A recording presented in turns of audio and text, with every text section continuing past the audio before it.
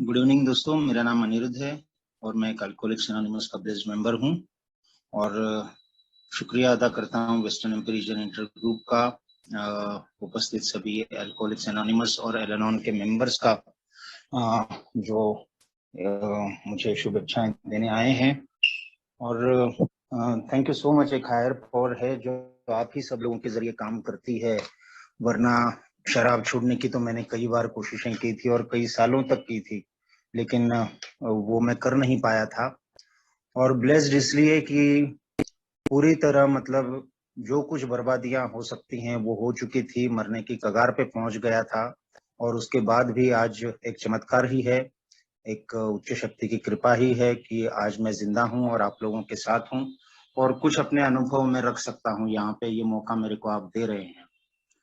और जो भी मैं बोलने जा रहा हूँ वो कोई ये ऐसा नहीं है कि मुझे एक एक दिन करके जो 5 साल हुए हैं आप ही की बदौलत हुए हैं और इन 5 सालों में मैंने कोई एक्सपर्टीज हासिल कर ली है कि जो मैं यहाँ पे बताऊंगा, वैसा नहीं है। ये सारे मेरे जीवन के अनुभव हैं और जिस जिस अवस्था में जो जो कुछ अल्कोहलिक्स एनोनिमस के बाद सीखा है, मेरी उस वक्त की समझ के अनुसार वो मैं ईमानदारी से आपके साथ शेयर करने की कोशिश करूंगा। मुझे याद है मैं अल्कोहलिक्स एनोनिमस में जब आया था 29 दिसंबर 2016 को इंदौर में होप ग्रुप में की मीटिंग, मेरी पहली मीटिंग थी अल्कोहलिक्स एनोनिमस की, तो रिहैब के जरिए आया था। उससे पहले भी 2 रिहैब हो चुके थे, लेकिन इस बार 3.5 महीने में रहा था और रिहैब में ही मैंने पहली बार सेरेनिटी प्रेयर भी सुनी। और सेरेनिटी प्रेयर के अंत में जो बोलते हैं कि मेरी इच्छा चले तेरी इच्छा चले मेरी नहीं, ये भी मैंने पहली बार ही वहां पे सुना था। और रिहैब में ऐसा होता था कि मुझे लगता है 14 या 16 बार सुबह से लेके रात को सोने तक ये प्रार्थना होती थी सबके साथ में। और वहां पे आदत लग गई थी कि उन्होंने कहा था कि ये सेरेनिटी प्रेयर जो है वो सबसे बड़ा टूल है आपके पास अभी। ये आप हमेशा जब भी मुसीबत में हो तब भी और ना हो तब भी, तो आप ये प्रेयर करते रहना। और तेरी इच्छा चले मेरी नहीं, तो इतनी बार कहता था कि याद भी नहीं, शुमार भी नहीं उसका। लेकिन उसका मतलब कभी समझ नहीं पाया मैं ढंग से, ये आज बिल्कुल पता चलता है। क्योंकि मैं अल्कोहलिक्स एनोनिमस में आया, 3.5 महीने हो चुके थे मुझे लगता है जब से पीना चालू किया। उसके बाद पहली बार इतना बड़ा दौर था कि मैं शराब को हाथ नहीं लगाया था। और पूरी तरह से मैं अपने रिश्तेदारों से, अपने दोस्तों से, काम के जगह जिनके साथ रहता हूँ, समाज से पूरी तरह से कट चुका था 2-3 साल। उसके बाद पहली बॉन्डिंग हुई वो रिहैब में ही, जो मेरे को शराबी दोस्त मिले उन्हीं के साथ हुई थी। और जब अल्कोहलिक्स एनोनिमस में आया और वहां पे जो ऑलरेडी मीटिंग चलती थी, वहां पे जिस प्रकार मेरा स्वागत किया गया था, तो वो तो कई सालों में हो रहा था और मुझे बहुत अच्छा लग रहा था मीटिंग में जाते हुए। ओल्ड टाइमर्स को सुनता था, 15 मिनट पहले मीटिंग के पहला 15 मिनट पहले वहां पे पहुंच था, मीटिंग पूरा टाइम सुनता था। तब तो कोई, मेरे को लगता है मेरे पास मोबाइल भी नहीं था, तो वो मीटिंग चल रही है और मोबाइल देख रहा हूँ वो भी नहीं था। तो पूरी तरह मजा आता था मुझे बहुत मीटिंग में रहते हुए, शेयर भी किया करता था। ऐसा नहीं कोई दिन मुझे याद आता है कि मैंने शेयरिंग नहीं की हो। और सब लोग बोलते थे कि यार अच्छी शेयरिंग कर रहा है, अच्छी एक्सेप्टेंस लेवल दिखाई देती है, तो वो भी अच्छा लगता था। मीटिंग के बाद जब दोस्तों के साथ बातें होती थी तो एक्सपीरियंसेस सारे एक जैसे थे, शराबीपन के भी, और अभी शराब की याद नहीं आ रही है तो कितना अच्छा लग रहा है, ये भी मैं उनके साथ बोलता था। तब वो मेरे को बोलते थे कि यार शराब की याद नहीं आ रही है, इस पर तू ज्यादा जोर मत दे, क्योंकि कनिंग बैफलिंग पावरफुल है। तो वो उस पे ध्यान मत दे, तू यहाँ पे जो बातें बताई जा रही है उन पे ध्यान दे।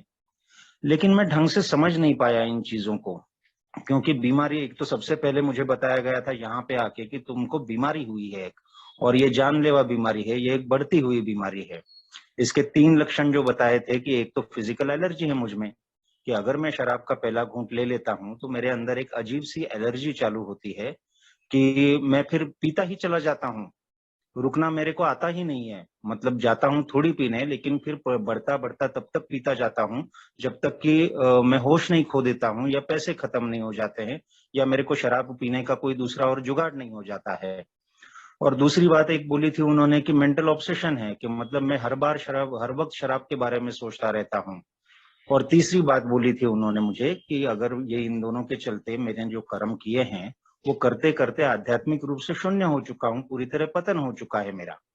तो ये 3 जो फैक्टर्स बोल रहे थे मेरे को बीमारी के, वो मेरे को समझ में ही नहीं आ रहे थे। फिजिकल एलर्जी पे मेरे को कोई भरोसा था नहीं, क्योंकि बहुत बुद्धिमान खुद को समझता था, बहुत साइंटिफिक तरीके से सोचता हूँ। तो मुझे लगता था तो ये यार ये फिजिकल एलर्जी यहाँ पे मैं सुन रहा हूँ, पहले तो कभी सुना नहीं। ये कौन सी एलर्जी है? कई प्रकार की एलर्जीज मैंने सुनी है जिसमें छींक आती है, स्किन पे रैशेज होते हैं, ये होता है वो होता है, लेकिन ये कौन सी बीमारी है कि मैं शराब थोड़ी पी लूं तो ज्यादा ही पीता जाता हूँ। पहले मेरे को नहीं आता था, मेरे को नहीं समझा था कि ऐसा कुछ है, तो वो मेरे बस में था नहीं। लेकिन अब फिजिकल एलर्जी अगर मैं समझ गया हूँ, पर मुद्दा ये था कि फिजिकल एलर्जी पे भरोसा तो होना चाहिए था, क्योंकि बिग बुक में एक उदाहरण दिया था कि एक व्यक्ति ने 25 साल शराब से दूर रहने के बाद बहुत अच्छी तरह से अपनी जिंदगी संवारी, वो एक बहुत सफल व्यवसायिक बना, और सारी जिम्मेदारियों से मुक्त होने के बाद उसने सोचा कि अब मैं यार इतने साल हो गए हैं तो मैं थोड़ी शराब पी लूं, और उसने पी ली और 4 साढ़े 4 साल में ही वो खुद को रोक नहीं पाया और पी पी के मर गया। तो ये उदाहरण बार बार मेरे को रिहैब में भी और उसके बाद मीटिंग में भी सुनाई दे रहा था, लेकिन मुझे ये मन में आता था कि यार ये किताब जो है ये अमेरिका में छपी है, और कौन अमेरिका देखने गया है कि ऐसा कोई बंदा था भी या नहीं, यहाँ पे तो कोई नाम नहीं है। तो ये शायद मेरे को डराने के लिए इन्होंने उदाहरण दे दिया है कि फिजिकल एलर्जी है जिसको तुम रोक नहीं सकते हो। अब मैं 3.5 महीने मैंने इतना समझा है, मेडिकल पॉइंट ऑफ व्यू से समझा है, साइकोलॉजिकल पॉइंट ऑफ व्यू से समझा है। तो मैं अब जो है कोई ना कोई ऐसा दिन आएगा कि जब मैं सुरक्षित रूप से शराब पी सकता हूँ। मतलब मैं सिर्फ फिजिकल एलर्जी को नकार रहा था, लेकिन मेंटल ऑब्सेशन जो बोल रहे थे कि यार प्रॉब्लम तेरे मन में है, फिजिकल एलर्जी तो तब चालू होगी जब तू पीने जाएगा। लेकिन ये मन में जो तुमको जो चल रहा है कि तू जाता क्यों है, इस बात को अपने को देखना है, तो वो मैं कोई देखने को तैयार नहीं था। आध्यात्मिक शून्यता मेरे को कुछ दिखाई नहीं दे रही थी, और मैं बस मीटिंग आ रहा था और मैं यही बोलता रहा कि यार शराब की कोई इच्छा नहीं हो रही है। वहां पे रोज एक सेंटेंस हर बंदा वहां की शेयरिंग जो शुरू करता था वो इस बात से करता था कि यार ईश्वर की कृपा से 12 कदमों के कार्यक्रम से और फेलोशिप के सहयोग से मैं शराब के पहले घूंट से दूर हूँ। तो मुझे मन में हंसी आती थी कि यार 5 साल हो गए, 6 साल हो गए, लेकिन बिना चूके ये बेवकूफों की तरह यही लाइन रट्टा मारे जैसे एक को देख के दूसरा बोल रहा है, दूसरे को देख के तीसरा बोल रहा है। लेकिन ये आज के दिन शराब से दूर हूँ वाला मामला क्या है? तो सिंपल सी बातें थी जिनको मैं समझ नहीं पा रहा था, और उसी के साथ साथ ये हो गया था कि रिहैब से जब बाहर आया तो पहले तो कुछ दिनों एकदम स्ट्रक्चर्ड लाइफ थी कि सुबह उठता था, प्रार्थना करता था, योगा वगैरह करता था, एक्सरसाइज करता था, समय पे खाता था, समय पे पीता था, समय पे सोता था, घर वालों के साथ बहुत अच्छी तरह से बात कर रहा था। लेकिन धीरे धीरे धीरे जो है मेरा 24 घंटे का क्रम जो है वो टूटता चला गया। मैं चीजों को टालने लगा, मैं आलस करने लगा। मेरे को लगता था आज नहीं कुछ चीजें, यार रविवार है तो मैं थोड़ा देर देर से उठता हूँ, आज के दिन में योगा नहीं करूंगा, आज के दिन में मेडिटेशन नहीं करूंगा।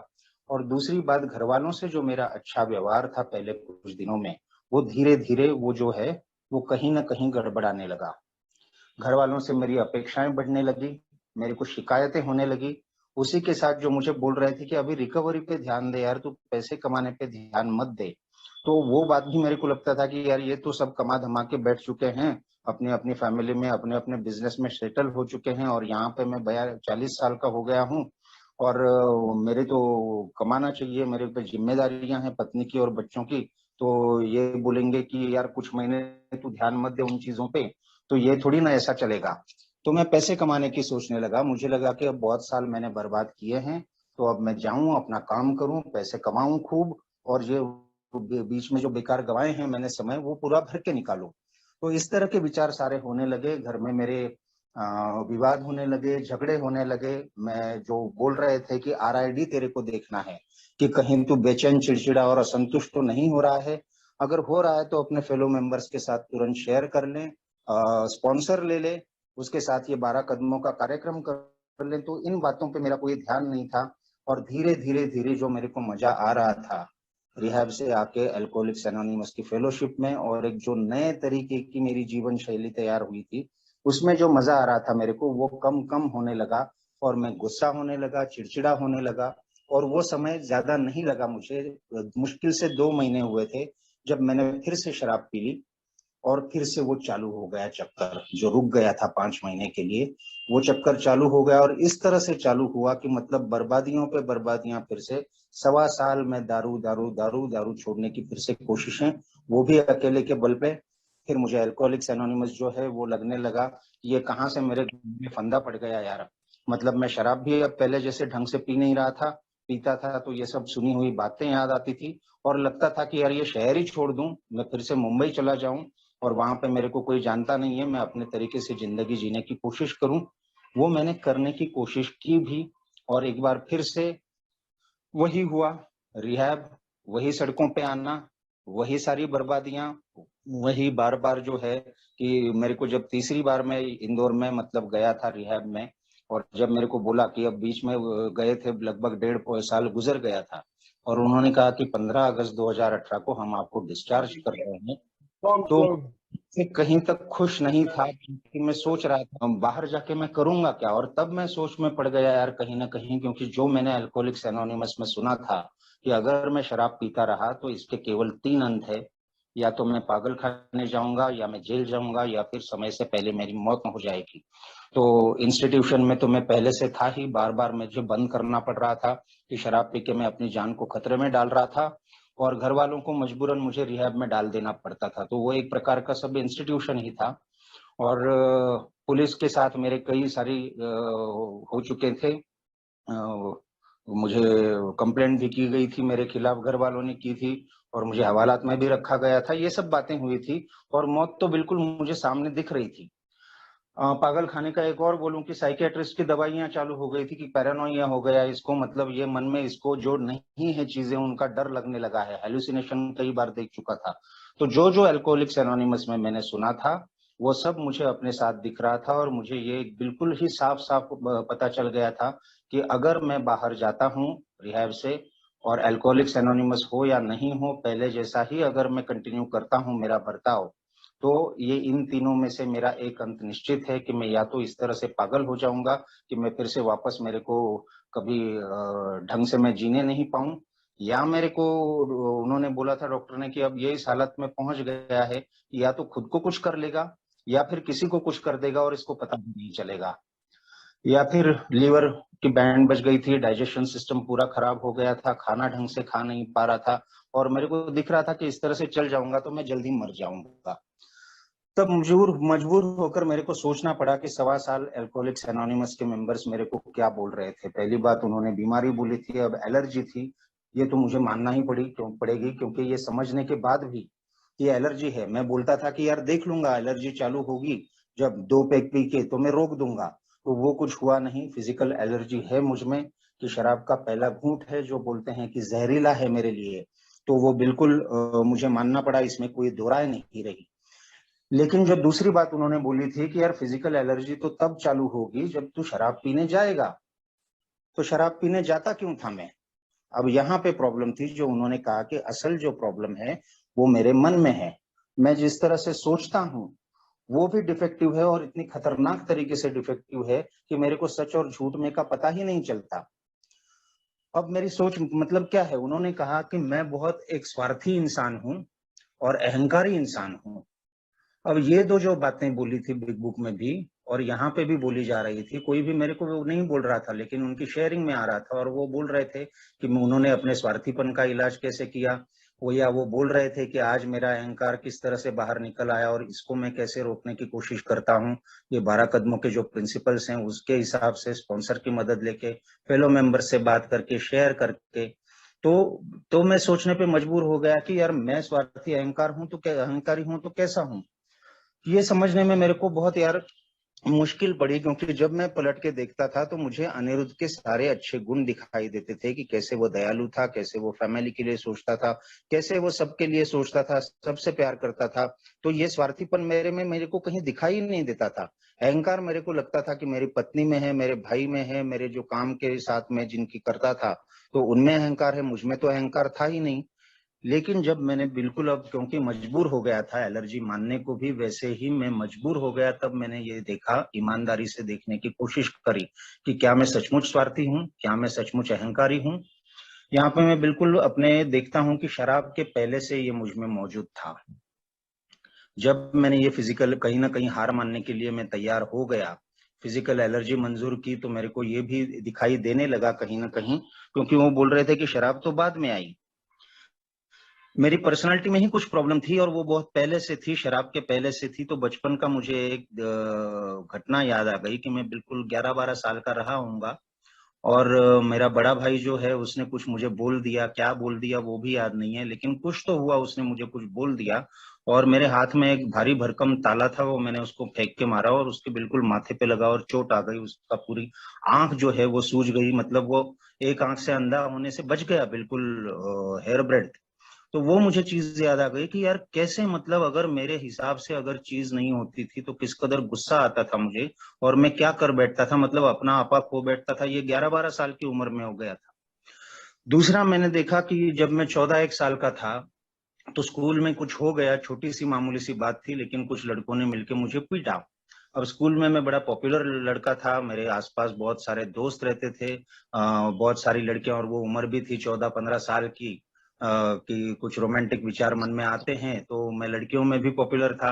हालांकि उस टाइप का कुछ था नहीं कि गलत सोच या गलत कोई उस टाइप में उस मोड़ पे गया नहीं था मैं तब तक। तो लेकिन मैं पॉपुलर था और वो मेरी पॉपुलैरिटी को मुझे लगा इतनी बड़ी चोट पहुंची है कि सबके सामने मुझे मारा कैसा गया, तो मैंने स्कूल जाना छोड़ दिया।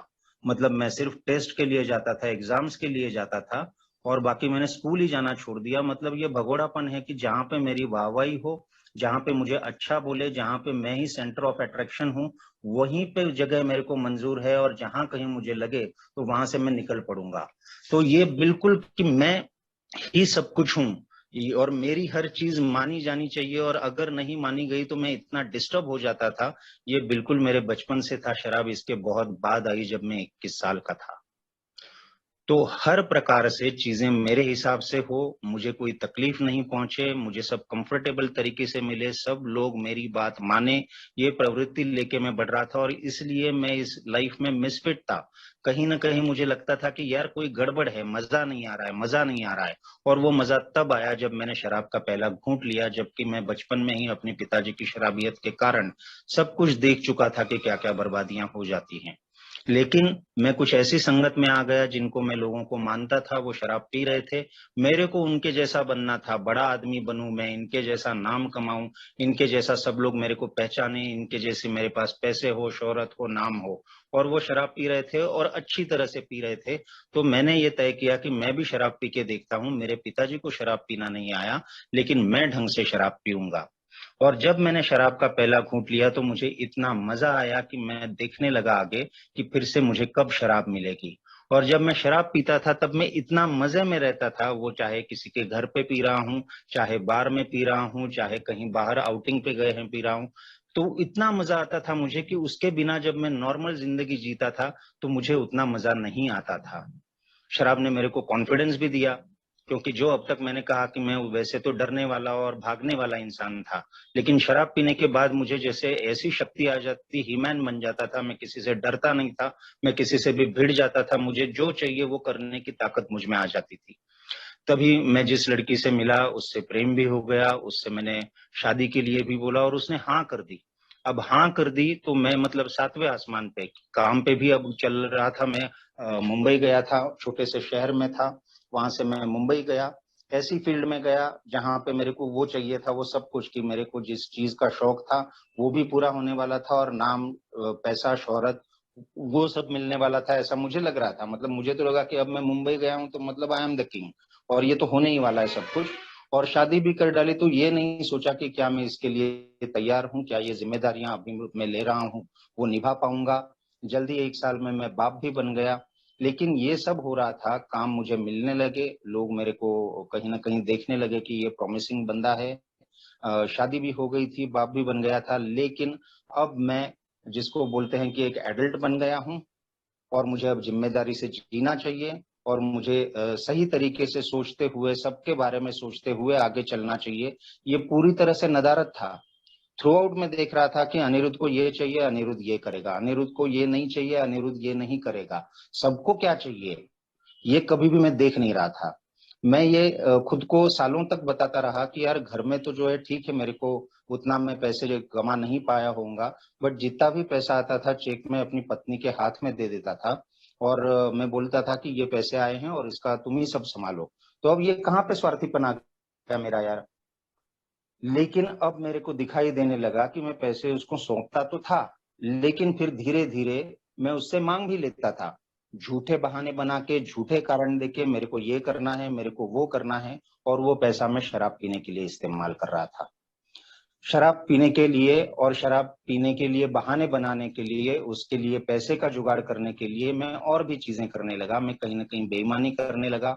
मैं बटरिंग करने लगा लोगों की कि मेरी जेब में पैसे नहीं हो तो सामने वाला जो पैसा दे रहा है शराब के लिए, तो उसके हिसाब से मैं काम को अनिरुद्ध जो कि एक पति है, जो कि एक बेटा है, जो कि एक बाप है, उसने क्या करना चाहिए उस हिसाब से नहीं चल रहा था। अनिरुद्ध जो एक शराब का बिल्कुल बहुत जिसको पसंद है और शराब पाने के लिए उसने क्या-क्या करना चाहिए, उस तरह से मेरी ज़िंदगी चल रही थी। इसमें तरह-तरह के जो है मेरे में अवगुण, वो बढ़ते गए। घर में झूठ बोलना, घर में उनको ज़रूरत है तब नहीं पहुँचना, फ़ोन पे बोल देना कि 9 बजे आ रहा हूँ और दोस्तों के साथ शराब पीते बैठना और पहुँचना 1:30 बजे। कभी-कभी तो ये भी होता था कि आखिरी ट्रेन छूट गई है, पत्नी इंतज़ार कर रही है, उसके पास फ़ोन नहीं है, पीसीओ बूथ बंद हो चुका है और वो रात भर इंतज़ार कर रही है कि आया क्यों नहीं, 1:30 बज चुके हैं, तो क्या हुआ, इसको कुछ हुआ तो नहीं है, तो रात-रात भर बेचारी इंतज़ार कर रही है, चिंता में डूबी हुई है। बेटा अब इंतज़ार करके सो गया है और मैं सुबह 6 साढ़े 6 बजे पहली ट्रेन पकड़ के पहुँचा हूँ। मतलब बाकी लोगों का क्या चल रहा है उससे कोई लेन-देन नहीं। मुझे मेरी शराब चाहिए और मुझे अपने तरीके से जीना है। सिर्फ़ शराब तक की बात नहीं थी। अब पत्नी की छोटी-छोटी अपेक्षाएँ थी कि पी रहे हो तुम तो कम पियो। अब ये कोई गलत अपेक्षा नहीं थी लेकिन मैं बोलता था, यार तुमको मालूम नहीं, तुमको समझता नहीं है। तुम ये बहुत ही दकियानूसी ख़्याल है, मतलब ये मज़ाक जो चलते हैं वो तुमको समझता नहीं है। वो कहती थी कि बच्चों के कम से कम बर्थडे पे मत पियो, लेकिन मेरे को लगता था कि उनका क्या लेन-देन है, अगर बढ़िया उनका केक कट गया, उनका सब हो गया, वो तो 10 साढ़े 10 बजे सोने वाले हैं, तो मैं क्यों एन्जॉय नहीं करूँ? कुछ घर में त्योहार है, कुछ गेस्ट आने वाले हैं, मुझे इन चीज़ों से कोई लेना-देना नहीं, मैं अपने हिसाब से जीता था। फ़िल्म उसको जाना है, तो मैं ले जाता था, वहाँ पे अगर शराब नहीं पी रहा हूँ, तो भी एक ख़ासियत थी कि मुझे अगर फ़िल्म पसंद आई, तो हम पूरी देखेंगे और मुझे अगर वो बोर लगी, तो मैं बोलता था इंटरवल में कि चले जाते हैं अपन, ये फ़िल्म बकवास है। उसे अच्छी लगी है या नहीं, ये तो सोचूँ मैं और अगर उसको अच्छी लगी है, मुझे खराब लगी है, तो मैं 1 घंटा क्या उसके लिए रुक नहीं सकता हूँ, लेकिन ये सब चीज़ें मैं नहीं करता था। ये एक छोटा-सा एग्ज़ाम्पल है, लेकिन इसी तरह से मेरा जीवन चलता रहा सालों-साल। जब सक्सेस मिला, सक्सेस तो मेरे लिए मैं देखता हूँ कि ज़हर बन गया। एक तो सक्सेस ऐसा कोई बड़ा नहीं है कि पूरा देश मेरे को वो कुछ बोल रहा है। अपने फ़ील्ड में एक छोटा-सा सक्सेस मिला, लेकिन वो मैं पचा नहीं पाया और उस पे सवार होके मैं वहाँ पे हुक्म चलाने लगा कि इस तरह से काम चलेगा, उस तरह से काम चलेगा और जगह-जगह मैं लोगों का दिल दुखाता रहा। घर में भी, काम की जगह में भी। दोस्त जो थे मेरे, वो अच्छे दोस्त मेरे से दूर होने लगे। मैं ये नहीं कहना चाहता था कि मेरे शराब पीने वाले सारे दोस्त खराब थे। लेकिन सबसे पहले मेरी अगर दोस्त दूर हुए तो वो थे शराब न पीने वाले क्योंकि मेरे को उनसे बोरियत होती थी। तो मैं सिर्फ़ शराब पीने वाले दोस्तों के साथ रहने लगता था और उनके साथ भी टकराव होते गए या मिलके जो प्लानिंग होती थी कामों की, तो वो मैं नहीं कर रहा था। धीरे-धीरे मैं उनके लायक भी नहीं रहा। तो कट द स्टोरी शॉर्ट ये बहुत इतने शिद्दत से बढ़ता गया कि मैं अपने लिए, अपने तरीके से, अपनी ही पसंद से जीऊँगा और बाकी किसी को भी मतलब मैं किसी का ध्यान में ही नहीं लूँगा कि किसको क्या चाहिए यार, पत्नी को क्या चाहिए, बच्चों को क्या चाहिए। तो काम की जगह पे वो किस तरीके से काम कर रहे हैं, मैं उस तरीके से काम करूँ सबको साथ में मिलके, ये कुछ नहीं कर रहा था और वो जो था कि एक टाइम ऐसा आ गया, शराब इसके साथ बढ़ती जा रही थी। मुझे घर पे भी झगड़े होने लगे, सब लोग बोलने लगे कि शराब मत पियो, मतलब कम पियो से लेके अब चालू बात हुई कि शराब मत पियो। वही काम पे होने लगा, मुझे बार-बार वार्निंग्स मिलते गए, लेकिन मुझे लगता था कि मेरा कौन क्या बिगाड़ लेगा और ये काम चला जाता है तो भी मतलब मैं देख लूँगा, मेरे को 100 काम मिल जाएँगे। काम मिलना कम हो गया, घर वालों ने मेरे को वार्निंग्स देना चालू किए, पत्नी ने कहा कि मैं तुमको छोड़ के चली जाऊँगी और मुझे लगता था कि ये कहाँ जाएगी, ये मेरे बिना क्या करेगी। 2 बच्चे हुए थे, घर में झगड़े हो रहे थे, उन पे क्या परिणाम हो रहा था, वो देख नहीं रहा था मैं और मेरी सेहत बिगड़ती जा रही थी। मैं खुद रिहैब में गया 2 बार क्योंकि मेरे को प्रॉब्लम थी, वो तो पता चल रहा था। लेकिन कहीं पे भी मुझे ये नहीं लग रहा था कि शराब छोड़ दूँ, शराब छोड़ने का ख़्याल बिल्कुल आता था। और ईमानदारी से आता था। जब सुबह हथौड़े सर पे पड़ने लगते थे, हैंगओवर गजब का रहता था, जब उठने में प्रॉब्लम रहती थी, जब अंदर से बिल्कुल मतलब कांपता रहा था, मैं अपने पैरों पे खड़ा नहीं हो पाता था, तब लगता था कि छोड़ दूं शराब यार। कितने ही 31 दिसंबर गए जब मैंने बोला कि आखिरी शराब, नए साल में शराब नहीं पीऊंगा। 10 दिन के गणेश जी आ रहे हैं तो शराब नहीं पीऊंगा, नवरात्रि आ रही है तो अब इसके बाद छोड़ दूंगा। लेकिन वो ज्यादा देर टिकते नहीं थे। जब भी मैं उस खराब हालत, फिजिकल हालत में से बाहर आता था, तो फिर से वो चालू हो जाता था कि ठीक है यार अब थोड़ी पीऊंगा, और फिर से पीने जाता था। और अब शराब पी रहा था, और जो मेरा सक्सेस चला गया था या जो मेरे काम चले गए थे, मैं अपने ख्याली दुनिया में रहने लगा। दिन बीतते जा रहे थे, महीने बीतते जा रहे थे, इवन साल बीतते जा रहे थे, और मैं देख नहीं रहा था कि समय, रिश्ते, पैसा, नाम, इज्जत, सब कुछ मेरे हाथ में मिट्टी की तरह से निकलता जा रहा था। और एक टाइम आ गया जब मेरे घर वाले मजबूर हो गए मुझे छोड़ने पे। मेरी माँ, मेरा भाई, मेरी पत्नी बच्चों को लेके चली गई, तो वो छूट गए, दोस्त छूट गए, काम मिलना बंद हो गया, पैसे नहीं थे, रहने के लिए घर नहीं था, मैं सड़कों पे आ गया था, प्लेटफॉर्म पे रहने लगा था। 2-2 3-3 दिन खाने के लिए कुछ नहीं था। और तब भी मतलब पूरी तरह से, इससे ज्यादा जिंदगी में हार जाना किसको कहते हैं। तो इस टोटल अनसक्सेसफुल फेज में कि अब कुछ भी नहीं हो सकता, इसमें भी मुझे रत्ती भर की अपनी गलती नहीं लगती थी। मुझे लगता था कि मेरे घर वालों ने मेरे साथ ठीक नहीं किया, मेरे दोस्तों ने मेरे साथ ठीक नहीं किया, मैं जिनके साथ काम कर रहा हूं उन्होंने मेरे साथ ठीक नहीं किया। और इतना अहंकार कि लगता था कि ये बाजी मैं फिर से पलटा दूंगा और दिखा दूंगा इन लोगों को। वैसे तो मैंने मुंबई की सड़कों पे ही मैंने मर जाना था।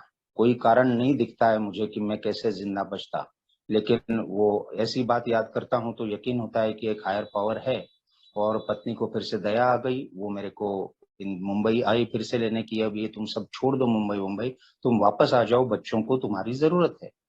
अब ये लास्ट टाइम था जब मैं इंदौर से मुंबई जा रहा था, तो बिल्कुल ये मैं ध्यान से दिख रहा था कि मेरे को अब कुछ भी नहीं करना है। अब मेरे को इनकी बात मान के चलना है, अब शराब से दूर रहना है। लेकिन फिर से वही चक्कर चालू हो गया, फिर से इंदौर के रिहैब। और जैसा मैंने कहा कि इंदौर के रिहैब के बाद एल्कोहलिक्स एनोनिमस, एल्कोहलिक्स एनोनिमस के बाद फिर से रिहैब, फिर से रिलैप्स। और यहाँ पे मैं देखता हूँ कि मेरे को अब बाहर जाना है फिर से दुनिया में। तो मेरे को पता चला कि ये जो है मेरा मन, मेरी सोच, मेरी पर्सनालिटी, कि खुद के दम पे खुद को जैसा चाहिए वैसे ही दुनिया को चलाने की कोशिश करना। मैं कितना भी गलत हूं लेकिन खुद को साबित करना। मैंने कितने भी गलत काम किए हो लेकिन दूसरों से अपेक्षाएं करना कि यार मेरे से, अब मैं दारू से दूर हूं तो मेरे से अच्छा व्यवहार करो, मैं दारू से दूर हूं तो मेरे को सब काम मिलना चाहिए, मैं दारू से दूर हूं तो मेरे सामने पैसा आना चाहिए, मेरे को कंफर्ट मिलने चाहिए, और मैं किसी की नहीं सुनूंगा, न घर वालों की नहीं सुनूंगा, न अल्कोहलिक्स एनोनिमस की सुनूंगा। तो ये जो है मेरी सोच, ये मेरे को शांति से जीने नहीं देती है। मैं सतत बेचैन, चिड़चिड़ा, असंतुष्ट रहता हूँ। मेरे को शराब के बिना दूसरी कोई चीज याद नहीं आने लगती है। मैं फिर से शराब के लिए जाने लगता हूँ। तो जब तक उन्होंने बोला था कि मैं जो भगवान मान के बैठा हूँ खुद को, ये नाटक मैं बंद नहीं करूंगा, तब तक शराब छूटने से रही। अगर मेरे को जिंदा रहना है तो मेरे को शराब से दूर रहना होगा, और अगर मेरे को शराब से दूर रहना होगा तो मेरे को मेरी सोच, मेरी थिंकिंग, मेरा एटीट्यूड, मैं जिस को देखता हूँ, खुद को देखता हूँ, वो बदलना पड़ेगा। और बदलना मेरे अकेले की बस की बात नहीं है। यहाँ पे बोल रहे थे आई कांट, वी कैन। अगर मैं फेलोशिप के साथ रहता हूँ तो मैं शराब से दूर रह सकता हूँ। साथ रहना मतलब सिर्फ साथ रहा और बाद में हा हा ही हुए की नहीं। यहाँ पे मैं समझूं यह कि जिंदगी और मौत का सवाल है मेरी। और यहाँ पे बोलते थे कि ये हायर पावर बैठती है मीटिंग में, हायर पावर मीटिंग संचालित करती है और वो बाकी मेंबर्स के मुंह से बोलती है। तो मैं हायर पावर को समझूं, ईश्वर पे मेरा कोई विश्वास नहीं था। उन्होंने बोला कि कोई प्रॉब्लम नहीं है, तू बार बार बचाया जा रहा है तो एक हायर पावर है जो तेरे को बचा रही है, और इन मेंबर्स के जरिए बता रही है जो तेरे घर पे आते हैं और तेरे को बार बार बोलते हैं कि भाई वापस आ जा, कीप कमिंग बैक, मीटिंग आ जा फिर से।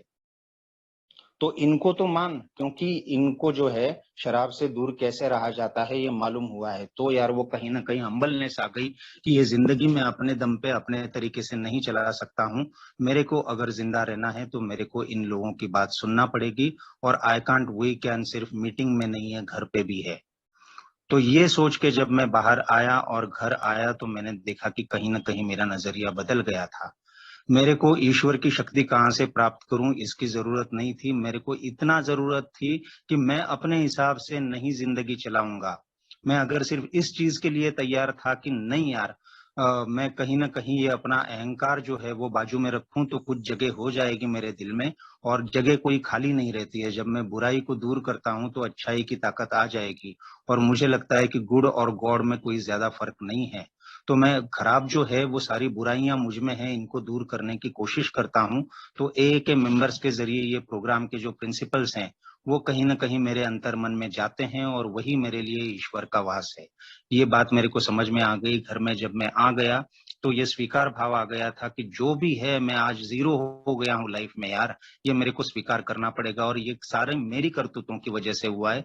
इसमें किसी का कोई दोष नहीं था, मेरे दोस्तों का नहीं, मेरे बॉसेस का नहीं, बाकी लोगों का नहीं, और घर वालों का तो है ही नहीं। घर वाले, मैं कैसे ये समझूं कि अब मैं शराब से दूर रह रहा हूं तो यार मेरी बात मानो, मेरे को तो मेरी अकल है ही नहीं।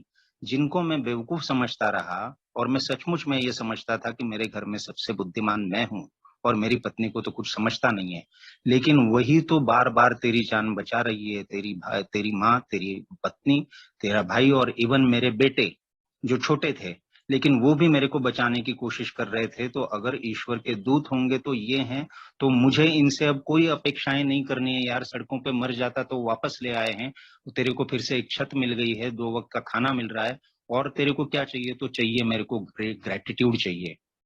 जब मैं ये आभार का भाव मेरे मन में आ गया, कहीं ना कहीं हम्बलनेस आ गई, तो मैं देख रहा था कि यार मैं आज के दिन जो है, मेरे को सिर्फ ये देखना है, पहले जैसा नहीं कि यार मेरे को ये दो, मेरे हिसाब से करो, मेरे हिसाब से करो, बल्कि इतने सालों का जो बैकलॉग है, पैसों का नहीं है यार। बैकलॉग तो है कि घर में तूने कुछ दिया नहीं है इमोशनली, तो इनके कैसे काम आएगा? छोटी छोटी जरूरतें, छोटी छोटी अपेक्षाएं उनकी, वो कैसे पूरा करूं? और मांगू नहीं अब कुछ भी। तो ये मैंने देखा कि मेरे को उपयोगी मैं कैसे बन सकता हूँ इनके लिए। वो एक कंसेप्ट जो बहुत सुंदर, जिसके बिना तो मुझे लगता ही नहीं कि मैं अपने पास से छुड़ा पाऊंगा, कि लिविंग अमेंड्स, कि तेरे को ये अमेंड्स में रहना है, जितना नुकसान पहुंचाया है घर वालों को, जितने प्रॉब्लम दिए हैं। तो ये अगर तू इनके साथ अच्छी तरह से रहेगा, ये जो बोल रहे हैं इनको फॉलो करेगा, तो God's will, God's will, God's will, तेरी इच्छा चले, जो तेरे को समझ में नहीं आ रहा है, तेरी इच्छा चले का सिंपल मतलब है कि मैं अपना स्वार्थीपन से जो मेरी इच्छाएं होती हैं उनको नहीं मानूं, बल्कि घर वाले जो बोल रहे हैं वही गॉड्स विल है, उसको फॉलो करूं। जो यहाँ पे मीटिंग में बोल रहे हैं मेंबर्स, वो गॉड्स विल है कि तू ऐसा कर यार, हॉल्ट का पालन कर। हाउ वो बता रहे थे, वो है मीटिंग में आ, मीटिंग में शेयरिंग सुन, स्पॉन्सर ले, ये सब चीजें जो है ये गॉड्स विल है मेरे लिए। तो ये मैंने फॉलो करना है। ये जब मैंने करना चालू किया तो घर वालों को लगा कि ये नाटक कर रहा है फिर से, ये ऐसे कैसे बदल सकता है इतना। लेकिन अब ये हो रहा था कि वो क्या सोच रहे हैं इससे मुझे फर्क नहीं पड़ता था। जब मैं इस तरह से बिल्कुल सुबह उठ के जो बोल रहे थे कि जिंदा है इसके लिए आभार व्यक्त कर ईश्वर के प्रति, आज सोबर है इसके लिए आभार व्यक्त कर ईश्वर के प्रति, और 24 घंटे जो मिले हैं उसमें क्या अच्छा कर सकता है तू इसके बारे में सोच, क्या दूसरों के लिए कर सकता है इसके बारे में सोच। ये सिंपल सी बातें थी, लेकिन ये रोज के रोज मैं करने लगा तो मुझे बहुत अच्छा लगने लगा, मन में शांति महसूस होने लगी। कुछ भी नहीं हो रहा है बाहर, लेकिन एक आनंद महसूस होने लगा, और मेरे को शराब की जो याद नहीं आ रही थी, वो जैसा पिंक क्लाउड नहीं था। जिंदगी में एक ठहराव आ गया, मन में कहीं ना कहीं एक स्थिरता आ गई, और ये टाइम लगा, लेकिन घर वालों को भी ये दिखने लगा कि इसमें चेंज आ गया है यार। मीटिंग में जाने लगा तो अब कैसी धांसू शेयरिंग करता हूँ वो नहीं कर रहा था। मीटिंग में जा रहे थे तो लोग अपनी गलतियां बोल रहे थे, अपने प्रॉब्लम्स बोल रहे थे, और उनसे वो कैसे डील कर रहे हैं इस प्रोग्राम के सिद्धांतों को लेके वो बता रहे थे, उनकी सुनने लगा। उसी तरह से मैं भी फॉलो करने लगा। तो ये मैं तेरी इच्छा चले मेरी नहीं फॉलो कर रहा था। तेरी इच्छा चले मेरी नहीं को मुझे 2 तरीके से मैंने बांटना सीखा। एक तो बड़ी बड़ी चीजें थी, मुझे बहुत कुछ बनना था जिंदगी में। अब 42 साल का हो गया था, और लग रहा था कि अब सच्चे दिल से लग रहा था कि अब मैं कुछ काम करूं। 3-4 साल से पत्नी ही अपना घर चला रही है, तो उसका बोझ कुछ कम करूं, तो मैं पैसे कमाऊं। लेकिन यहाँ पे मुझे बोला था कि तू पहले रिकवरी पे ध्यान दे, फर्स्ट थिंग्स फर्स्ट। हर स्लोगन में गॉड्स विल है। First things first. उन्होंने कहा कि शराब की समस्या से तेरे को उबरना है, तो उन्होंने कहा कि तू अभी मुंबई नहीं जाएगा क्योंकि पीपल प्लेसेस सिचुएशन है वहां के, वहां जाके तू शराब पिएगा फिर से। तो मैंने सोचा कि ठीक है, मैं मुंबई नहीं जाऊंगा, दूसरा कोई क्वालिफिकेशन नहीं था, तो कोई भी नौकरी कर लूंगा मैं। मुझे 50 रुपए रोज मिलते थे पहली जॉब मैंने जो की, 1,500 रुपए, जो कि वही सैलरी थी जो 16वें साल में मैंने जब जॉब जॉब किया था पहला, तब मेरी 1,500 सैलरी थी। और 42वें साल में ये पुनर्जन्म ए ने जो मुझे दिया, उसके बाद जो पहली जॉब मिली वो भी 1,500 रुपए की थी। लेकिन मैं उसमें खुश था क्योंकि मैं ए मेंबर्स के साथ में था, मेरे को एक प्रोटेक्टिव एनवायरनमेंट में रहना था। ये इस एनवायरनमेंट में रहना और उनकी बातें सुनना, ये गॉड्स विल थी जो मैं फॉलो कर रहा था। उन्होंने कहा तू पैसे की चिंता मत कर, घोड़ा आगे रहेगा गाड़ी पीछे। तो ए का जो प्रोग्राम है उसको फॉलो करना, ये तेरा नंबर 1 एम रहेगा। तेरे को जितनी जरूरत है तेरी भौतिक मतलब पैसे की, वो अपने आप पूरी होगी। कि इसमें टाइम लगा क्योंकि उन्होंने यहाँ पे फिर से बोला कि गॉड्स ओन टाइम, ईश्वर के समय से होगा, तेरे समय से नहीं होगा। और मैं इसके लिए तैयार था। अब कोई जल्दी नहीं थी, एक विश्वास आ गया था कि हाँ ये सबका हुआ है अच्छा तो मेरा भी होगा। तो फिर वो जो बोल रहे थे कि आज के दिन शराब हूं ईश्वर की कृपा से, तो वो बात मेरे को समझ में आ गई कि एक दिन के हिसाब से चलना है, तो मैं एक एक कदम आगे बढ़ रहा हूँ और कहीं ना कहीं आज दिशा एक लेके चल रहा हूँ। पहले जैसा था तूफान की तरह, कभी यहाँ आया कभी वहां गया कभी वहां गया नहीं। जिंदगी एक सीध में एक सही दिशा में आगे बढ़ रही है। तो काम के सिलसिले में मैंने देखा कि ये जब किया तो अपने आप मुझे दिशाएं मिलती लगी और मुझे एक नया प्रोफेशन भी मिलने लगा, जिसमें धीरे धीरे मैं इन प्रिंसिपल्स को फॉलो करते हुए, कोई जल्दबाजी न करते हुए आगे बढ़ा। और जल्दी वो समय आ गया कि घर की जिम्मेदारियां जो हैं वो कहीं ना कहीं पूरी करने लायक मैं बना। वही बात हुई जो घर वालों के प्रति की जो रिश्ते इतने खतरनाक तरीके से खराब हुए थे, कहीं पे कोई भरोसा नहीं था, तो उनको भी भरोसा आ गया। तो ये मेरे को बिल्कुल अच्छी बात समझ में आ गई कि पैसे पे के मामले में जो है मतलब बड़ी बड़ी जो डिसीजंस होते हैं, तो वो एक डिसीजन लेने के बाद मुझे बिल्कुल भरोसा हो गया कि ये मैं अगर काम करता हूं तो बिल्कुल मेरे साथ अच्छा होता है। लेकिन फिर रोजमर्रा की जिंदगी में जो होती हैं चीजें, मेरी इच्छाएं कई जगह पे मुझ पे हावी होती हैं। और ये इच्छाएं अक्सर वो होती है जिनको मैं सबके सामने बोल नहीं पाता हूँ। मतलब एक मोबाइल एक बहुत अच्छा साधन आ गया है जिसको मैं बहुत खराब तरीके से इस्तेमाल कर सकता हूँ। तो वो मुझे देखना पड़ा कि मैं किसके साथ में अभी मोबाइल पे बात कर रहा हूँ, क्या कर रहा हूँ, क्या नहीं कर रहा हूँ। ऐसा नहीं है कि मैं किसी के साथ अफेयर करना है इसलिए मैं ऑपोजिट सेक्स के साथ बात कर रहा हूँ। लेकिन कहीं ना कहीं मुझे ये देखना पड़ा, 1 साल तक मैं जैसे इंदौर छोड़ के मैं कहीं बाहर ही नहीं निकला। कोई ऑब्सेशन नहीं था शराब का। लेकिन मुझे बोला गया था कि 1 साल तू यहाँ पे रहे, तो मैंने बात मान ली यार, इंदौर के बाहर गया ही नहीं मैं 6 महीने अपने सास ससुर के घर नहीं गया, जबकि उनकी ओर से कोई प्रॉब्लम नहीं थी। लेकिन मुझे मालूम था कि वहां जाऊंगा तो कहीं ना कहीं मुझे पुरानी चीजें याद आती हैं, मेरे रिजेंटमेंट्स आ जाते हैं। तो हर एक चीज पे काम करता रहा। और लेकिन वो है कि किसके साथ में व्हाट्सएप पे क्या बात कर रहा हूँ, ये जो मैं पहले करता था, जैसे मैंने कहा कि अफेयर वगैरह के लिए नहीं कर रहा हूँ। लेकिन जो मैं मुझे लगता है कि कहीं ना कहीं एक अप्रिसिएशन मिले, एक वाहवाही हो, इसके लिए मैं वो सबसे बात करने लगता हूँ और बताने लगता हूँ कि ये करने वाला हूँ वो करने वाला हूँ। तो छोटे छोटे मेरे को जो प्रलोभन आते हैं उनसे मेरे को दूर रहना है। अब इन चीजों में मैं अगर देखूं कि मेरी वाली चलाऊं, तो एक एक छोटी छोटी चीज करके, एक एक झूठ जितना मैं छुप के करता हूँ चीजें, वो सारी मेरे को है ना बड़ी घातक चीजें हैं। तो यहाँ पे मेरे को ध्यान कर रखना पड़ता है, प्रेयर लानी पड़ती है। तेरी इच्छा चले मेरी नहीं, मतलब हर छोटी चीज में मैं ईमानदारी रखने की कोशिश करूंगा, मैं सच रहने की कोशिश करूंगा और ओपन रहने की कोशिश करूंगा। तो ये डेली का डिसिप्लिन है जो मुझे दिन में 50 बार देखना पड़ता है कि फिर से कहीं तो वो स्वार्थी सोच पे नहीं जा रहा है। अब मैं पैसे कमाने लगा हूँ, तो घर पे मुझे देखना पड़ता है कि अब मुझे लगता है कि यार सब चीजें ना अब मेरे हिसाब से हो, अब मैंने तो सुन लिया 3-4 साल तुम्हारा, अब मेरी क्यों नहीं सुनते हो। वैसा नहीं होता है। घर वालों को एक अलग दिशा में जाना होता है, मुझे एक अलग दिशा में जाता है, और मुझे लगता है कि अब मेरी क्यों नहीं सुन रहे, क्योंकि मैं तो पहले से ही बुद्धिमान हूँ सबसे ज्यादा, ये तो मैंने बताया कि मुझे लगता ही था। वहां पे मुझे काम आती है छोटी छोटी चीजें। मेरे को यहाँ पे बताया गया कि हर बार सही और गलत का मुद्दा नहीं होता है यार, साथ मिलके चलने का मुद्दा होता है। हो सकता है कि तू सही बोल रहा है, चाहे यहाँ पे घर में या चाहे मीटिंग में ग्रुप में, हो सकता है कि तू सही बोल रहा है, लेकिन वो सही चीज होने का समय नहीं आया होगा, लेकिन तुम लोगों को साथ में चलना है। तो मेरे को एक बहुत अच्छी कंसेप्ट दी कि ग्रुप कॉन्शियस। यहाँ पे मैंने देखा, मैं रिलैप्स होके आया था, पहला दिन था, लेकिन किसी चीज पे मीटिंग में ग्रुप कॉन्फ्रेंस हो रहा था और मुझे भी पूछा गया कि अनिरुद्ध इस चीज के बारे में आपका क्या ख्याल है। तो मैं बिल्कुल शॉक था। मैंने कहा यार इतना रिलैप्स होके आया हूँ, इतनी बार मैं गलतियां करके आया हूँ और मुझे भी अपना पूछ रहे हैं कि तुम्हारा मत क्या है इस पे। तो मुझे बोला कि यही प्रिंसिपल तू घर पे भी फॉलो करेगा। तो मैंने घर पे आके ये बात बताई और मेरी पत्नी जो कि एल-एन-ऑन की एक्टिव मेंबर हैं, तो उसको भी वो बात बहुत अच्छी लगी और वहां पे के बाद हमने एक चीज फॉलो करना चालू करी कि कोई भी छोटा या बड़ा निर्णय होता है तो टेबल पे हम बैठते हैं, हम ये चीज लिखते हैं कि ये चीज है, इसमें क्या किया जाए।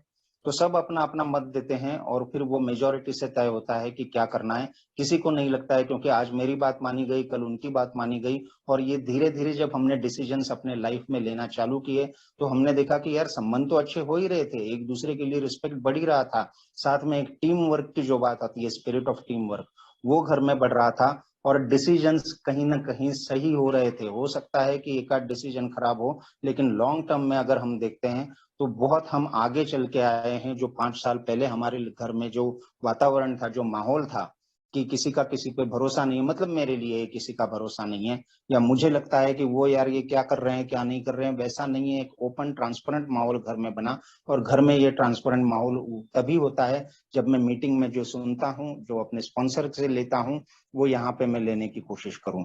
अब यहाँ पे फिर से बात आती है कि इतना सब कुछ अच्छा होते हुए मुझे लग सकता है कि अब मुझे सब कुछ आ गया है और मैं गॉड्स विल फॉलो करने लगा हूँ, लेकिन ऐसा नहीं है। जब सब कुछ सेटल करने लगता है तो फिर से मेरा जो रूप है कि मैं कई बार ये जानबूझ के भी नहीं करता हूँ यार, अपने आप आ जाता है, सालों की प्रोग्रामिंग है मेरे दिमाग की, तो वो अपने आप आ जाता है कि कहीं ना कहीं मैं अपने हिसाब से चलने लगता हूँ। इसीलिए मुझे बोला है कि ठीक है, मीटिंग में तो चीजें सुनता है, ओल्ड टाइमर से गाइडेंस लेता है और उनको अपनाने की कोशिश करता है, तो बहुत हद तक तेरी लाइफ अच्छी हो गई है। लेकिन इससे काम नहीं चलेगा, तुझे ये प्रोग्राम पूरे तरीके से लेना पड़ेगा, you have to take a sponsor. तो अब ये स्पॉन्सर की बात है, ये मुझे जच नहीं रही थी। 2 सवा 2 साल हो गए थे और बहुत बड़ा चेंज आ गया था। मैं अपने प्रोफेशन में कहीं ना कहीं सेट हो गया था। घर में जैसे मैंने बताया कि बहुत अच्छा माहौल हुआ था। उन्होंने दो चीजें बोली कि एक तो स्पॉन्सर लेना पड़ेगा और दूसरी बात, अगर तेरे को स्वार्थी सोच से दूर रहना है तो तुझे सर्विस में आना चाहिए, तुझे अपनी जिम्मेदारी निभानी चाहिए। क्योंकि जब तू मरने की कगार पे था तो कुछ अल्कोहलिक्स एनोनिमस के मेंबर थे जो सर्विस में एक्टिव थे और वो तुझे बचाने की बार बार कोशिश कर रहे थे। तो तुझे ये सब मुफ्त में मिला है अनिरुद्ध, तू मर चुका होता यार। तुझे मुफ्त मिला है, ये जो जिंदगी बोल रहा है तू कि नई जिंदगी मिली है, नई जिंदगी मिली है, क्या ये तेरी बदौलत मिली है? क्या ये तूने सोच लिया कि हाँ अब बस आज से शराब नहीं पीऊंगा और एक अलग तरीके से बहुत अच्छी जिंदगी जीऊंगा? तो वैसे नहीं हुआ है। कुछ लोगों ने बार बार तेरे को हाथ दिया और तुझे ये मुफ्त में मिला है, ये कह के कि यार इसको आगे बढ़ाने की कोशिश करना। तो वो ओल्ड टाइमर्स ही थे। मेरे को एक्चुअली, मैं सच बताऊं, मुझे लग रहा था कि मेरी जिंदगी अब संवर गई है और अब मैं अपने अपने तरीके से, मतलब इन प्रिंसिपल्स को फॉलो करते, बट मैं और मेरी फैमिली और मेरा करियर, इतना सब मैं फॉलो करूं तो ठीक है ना यार। कहाँ पे लिखा है जबरदस्ती की, मतलब हर किसी को सर्विस में आना पड़ेगा? लेकिन कुछ ओल्ड टाइमर्स थे जो मेरे को धीरे धीरे धीरे, मैं जो किनारे किनारे चलने की कोशिश कर रहा था, तो वो मेरे को धीरे धीरे धीरे मेन प्रवाह में लाते गए। तो वो मुझे सर्विस में ले गए, सर्विस में ले गए। तो मैं आज शुक्रगुजार हूं उन लोगों का जिन्होंने मुझे सर्विस का रास्ता दिखाया, क्योंकि उससे जो मेरे को दूसरों के लिए मैं जब बताने लगा अपने अनुभव, तो मुझे एक मीनिंग आ गया। जो कुछ मेरा पास था, जो मेरी बर्बादियां थी, जो कुछ गलतियां थी, वो अदरवाइज तो उनपे मैं सोचूं तो पछतावा करके भी वो दूर नहीं होगा, ना कुछ चीजें करके दूर होगा। लेकिन यहाँ पे उन्होंने बताया कि जब अपनी गलतियां, अपना पास्ट, अपने अनुभव तू दूसरों को बताएगा तो वो भी तेरे ही जैसे अल्कोहलिक्स एनोनिमस में आएंगे, शराब से दूर होंगे, जान बच सकती है उनकी। उसके लिए तो इंस्ट्रूमेंट है। वो जब मैं करने लगा तो मीनिंग आने लगा, कहीं मीनिंग आने लगा। और मेरे को वो जो है स्वार्थीपन से ये दूर रखता है, मेरी मर्जी चलाने से दूर रखता है। और जब मैं बार बार अपनी लाइफ दूसरों को बोलता हूँ तो मुझे पता चलता है, फिर से याद दिलाया जाता है कि तू गॉड्स विल फॉलो करेगा, सिर्फ अपने अपने मर्जी से नहीं चलेगा। And I am thankful to कुछ मेंबर्स जो मेरे बाद आए थे और वो मुझे पूछने लगे कि यार स्पॉन्सर लेना है तो कैसे ले हम। तो मुझे शर्म आने लगी कि ये लोग नए लोग आए हैं और वो स्पॉन्सर ले रहे हैं, और मैं 2.25 साल के बाद भी स्पॉन्सर नहीं लेने की सोच रहा हूँ। तो ये क्यों नहीं ले रहा हूं मैं? क्योंकि मेरे को अंदर कहीं ना कहीं वो जो सेल्फ विल है वो मेरी जागृत है, वो नहीं चाहती है। मुझे लगता था कि मैं दूसरे किसी के हिसाब से वो जो बोलेगा वो कैसे करूं। मेरे को अपने हिसाब से जीना था, ये हिस्सा मैं अभी तक रख रहा था। लेकिन ये न्यू कमर्स की वजह से ही हुआ कि उन्होंने मुझे कहीं न कहीं मजबूर कर दिया कि मैं स्पॉन्सर लूँ। मैंने स्पॉन्सर लिया, फिर मैंने उनके साथ एक-एक धीरे-धीरे मैंने प्रोग्राम लेना चालू किया। तब मुझे पता चला कि ये बिग बुक तो मुझे अब तक ऊपर ही ऊपर समझ में आई है। वो जब एक-एक शब्द का बताने लगे, स्टेप 1 का, स्टेप 2 का और स्टेप 3 का, तब मुझे समझ में आया कि कितना गहरा अर्थ है, क्योंकि बीमारी जो है वो कनिंग, बैफलिंग, पावरफुल है। मेरे को एक-एक दिन करके ईश्वर की कृपा से 5 साल हो गए हैं आप लोगों के साथ। इसका मतलब ये नहीं है कि मैं उस बीमारी से मुक्त हो गया हूँ। कनिंग, बैफलिंग पावरफुल है, कभी भी वो फिर से हमला कर सकती है। तो मुझे स्पॉन्सर लेके ये 12 कदमों का कार्यक्रम जो है, वो सही तरीके से करना होगा और इसके प्रिंसिपल्स जीवन भर अपनाने होंगे। तो जब मैं स्पॉन्सर के साथ करने लगा, तो मुझे तीसरे कदम का गहराई से समझ में आता है और वो जो प्रार्थना मैं जो उन्होंने बताई थी, वो उसका रोज मैं बोलता हूँ और उसको फॉलो करने की कोशिश करता हूँ, जिसमें वो बोलते हैं कि मेरा जीवन और मेरी इच्छाएं जो है वो मुझे ईश्वर के प्रति समर्पित करनी है। तो जीवन तो मैं कर चुका रहता हूँ, क्योंकि मुझे मालूम है शराब पीऊंगा तो मैं जी नहीं पाऊंगा। लेकिन जो बाकी के हिस्से हैं जीवन के, मैं अपने हिस्से से चलाने की कोशिश करता हूँ, तो फिर से मैं शराब की ओर जाऊंगा। तो यही ईश्वर की इच्छा है जो मुझे पालन करना है कि मैं जो कुछ हूँ, अच्छा बुरा हूँ, ये ले लो और आपके हिसाब से अब मेरे को ढालो।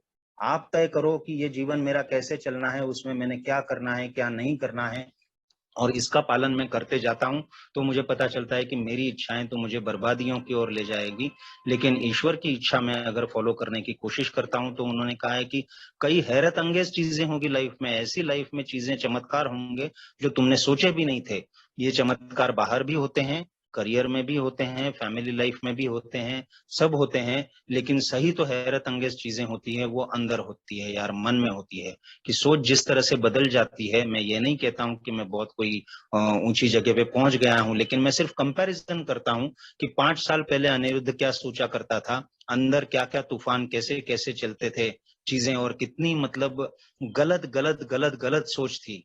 और उस मुकाबले आज मैं देखता हूँ तो वो कम गलत पाता हूँ, कहीं न कहीं सही दिशा में भी पाता हूँ और अंदर से जो आनंद मिलता है, जो शांति मिलती है, जो सुकून मिलता है, उसके मतलब ये सोचा नहीं था मैंने कि यार शराब के बिना कभी मिलेंगे। शराब में मुझे इस लेवल की कभी शांति और प्रसन्नता महसूस नहीं हुई है। जीवन में कोई एक अर्थ महसूस नहीं हुआ है, जो आज मैं करता हूँ और आज ये तभी तक फ़ॉलो रहेगा। कल का 5 साल का किया हुआ मेरे को आज काम नहीं आएगा। रोज़ खोदना पड़ेगा, रोज़ पीना पड़ेगा। ये हिसाब है यहाँ से। तो रोज़ मैं जहाँ-जहाँ मैं ईश्वर की इच्छा से चलता हूँ, वहाँ देखता हूँ कि सब कुछ ठीक हो रहा है और जहाँ-जहाँ मेरी सेल्फ विल चलती है, क्योंकि आज भी चलती है। जहाँ-जहाँ मेरी सेल्फ वील चलती है, वहीं पे मैं देखता हूँ कि डिस्टर्बेंसेस है, बाहर भी और अंदर भी। तो ये मेरे को समझना पड़ेगा, स्पॉन्सर के साथ मैं कदमों पे आगे काम कर रहा हूँ और जितना मेरे को समझ में आया है, उतना मैं अपनाने की कोशिश करता हूँ।